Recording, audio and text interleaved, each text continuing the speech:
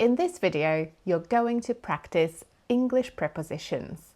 Before we start, subscribe to my channel and download your free resource from the video description.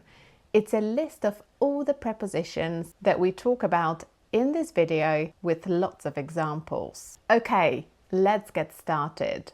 The first question I've got for you is, which preposition do you need in this sentence? He is married, a famous artist. What preposition do you need here? The correct answer is to. You can say to be married to someone, but you can also say to get married to someone. So when you have the actual wedding, or you can also say to marry someone without any preposition. He married a famous artist. There is one more advanced rule about the verb to marry. So you can watch my other video, which I've linked in the video description, to find out more. Okay, let's look at another sentence. I arrived the airport at 8 p.m. Which preposition do you need here?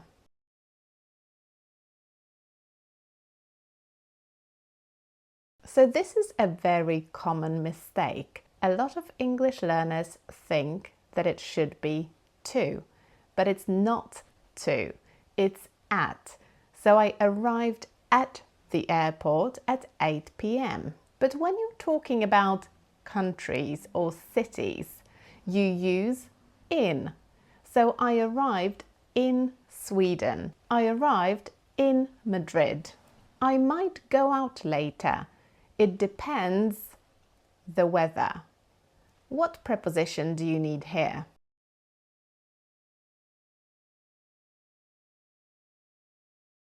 The correct answer is on. It depends on the weather. Many English learners think it's off, but it's not. It's on.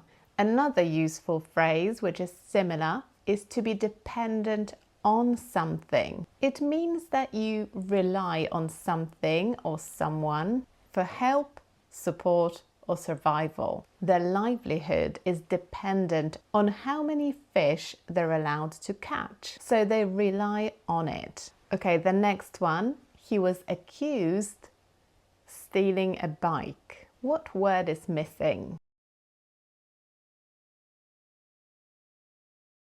He was accused of stealing a bike. So remember, the verb to accuse somebody goes with of, and then you need a noun, for example, accused of theft, or a gerund, so a verb with ing at the end, to accuse somebody of stealing. She is keen dancing. What preposition do you need here?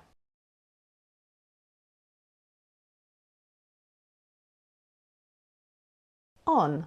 She is keen on dancing, which means she is interested in it and she's enthusiastic about it. Now I want to ask you a favor. If you don't mind just pausing this video and hitting the subscribe button if you're not subscribed to my channel yet. Thank you so much.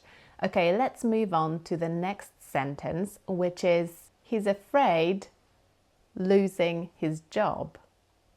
What is missing?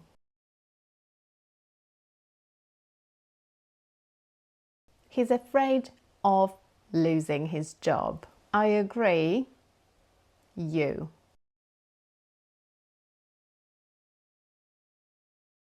I agree with you.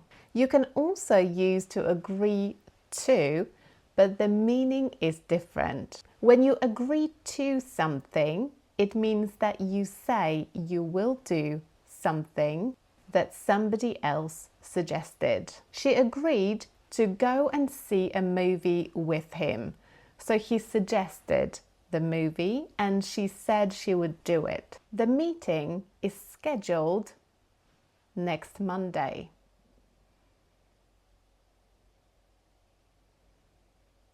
4.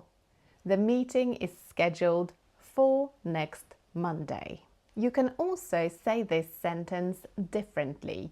You can say the meeting is happening next Monday without a preposition, or you can say it's happening on Monday. How many answers did you get right? Let me know in the comments, and don't forget to download your free resource with a list of all the prepositions I've talked about in this video and lots of examples. And I'll see you next time. Bye!